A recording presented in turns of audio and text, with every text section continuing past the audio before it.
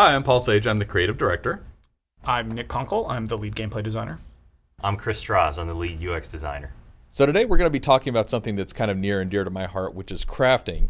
Having a failed attempt at shop class in high school, this is one of the areas where I feel like, hey, this is my fantasy. It's something where I can really stand out and make things for other players and for myself.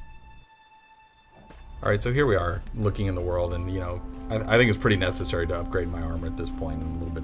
One of the nice things I think about this spot is, not only is it visible on the horizon here, but if you see in your compass there, this is what we call a crafting locale that allows me to create special set items.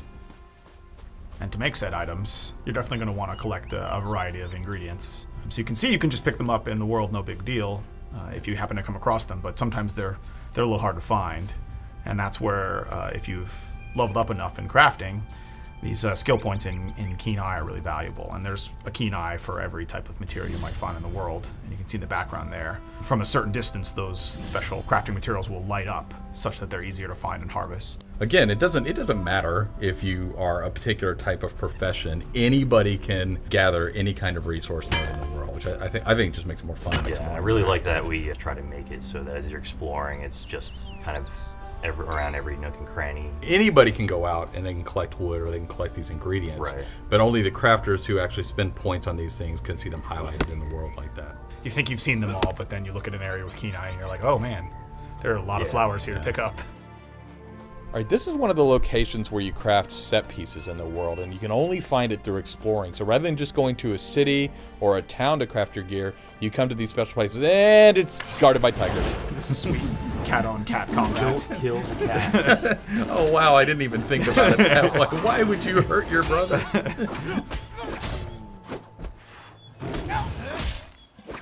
But yeah, in addition to just, running around and finding different things you could use for crafting, there's leather you'll come across on different creatures, the different ingredients that you can use depending on what you're trying to craft. Yeah. And now that we've dispatched our kind of distant relatives, it looks like we are going to go into an alien ruin here to craft these special set pieces. So you can see that, unlike a normal crafting station that you might find in a city or whatever, any items that you create here have the opportunity to create the Magnus's gift set bonus. And there's lots of these all throughout the world. You kind of have to explore and find them. And in this case, items that you create have the opportunity to get this special, unique set bonus, in addition to whatever normal customization you want to put on them, which we're sort of looking at here. This research is actually one of the things I really like about this system. We have traits, which are the innate properties of an item. Traits are things like it's sturdy and whatnot. And here, to actually learn to put a trait on an item, you have to destroy that item that already has that trait, and then over time, you learn how to do that. So you become one of the crafters who can really start to specialize. Say, all the traits on a sword, well then people are going to naturally try to seek you out and buy swords from you. In this case right here, there's lots of opportunities in crafting to deconstruct or extract the valuable materials from anything you come across in the world, whether it be something that another player traded to you or that you found via loot or in a treasure chest or something along those lines. Everything you find is going to be useful to you in some way in crafting, if only to just advance your skill more. So the entire world is really integrated into that system. The idea is really to give you a high level of control. So you're controlling not only the material it's made out of, the level it's made out of, but the look of it, and then of course the innate properties of all the items here. You could really kind of create some cool stuff here. In this case, you can choose to make a Khajiit armor that looks like the Khajiit style versus whichever else you might want. In this case, you can make Khajiit because you are a cat, and I think, again, just the thing to emphasize here is you're creating this very custom piece of gear, and in this case, maybe it's a simple one that's just a chess piece. Oh, nice switch there. Yeah, that was Nice. good. But as you play the game longer and longer, you might find the opportunity to use different styles. And the mechanisms that's accomplished through is via these racial motifs that you find all throughout the world that will teach you a different style of gear that you can make. So really, it's just like school, where they told you that everything you actually need to learn, you can learn in a book. Exactly. Yeah.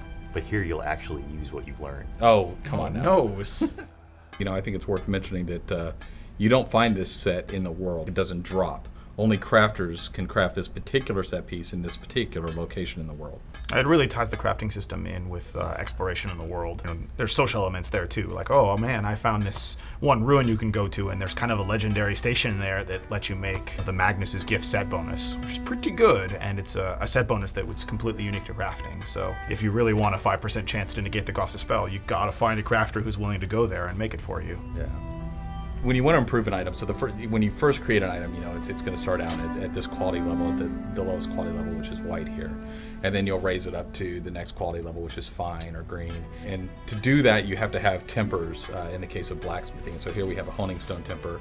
There's a little bit of a gambling game here. The more tempers you add, the better chance you have to get to the next quality level. But if you don't have those 100%. tempers, That's not much of a gamble, It's though. not a big risk there. Yeah, that's not much of a gamble at 100%. Yeah, I invested heavily in Magnus's Curious here. I don't think it's curious. It's Curious, I whatever. think it's Oh, much okay, more come on. fun when you take a little bit of a risk. And this is really the gambling portion part of the game. This is where you're deciding if you want to try to improve the quality of that item. Although I Yeah. do not. And by fun, you mean I'm never ever going at something like, say, 45% here, which is the only. Oh, geez. We're out of dwarven oil. We only have a 45% chance to do it. This is totally a pressure luck moment here. I This is would the not do this. big money, no whammy. Big money, no whammy. Yeah. Got it in one. Oh, Nice. okay, come on. Yeah. Did not think that was going to go through. That was risky, but it was worth it. I live for the buzz. Look how much cooler that looks. So much more stylish. Right. But look at this. Compliment your There name. we go. And then when you Now start it's all to fully matching? upgrade, yeah. So I mean, you know, I think the thing to end with is that, you know, crafters are super valuable. They can take the best items in the world and make them better, and they can also make the best gear.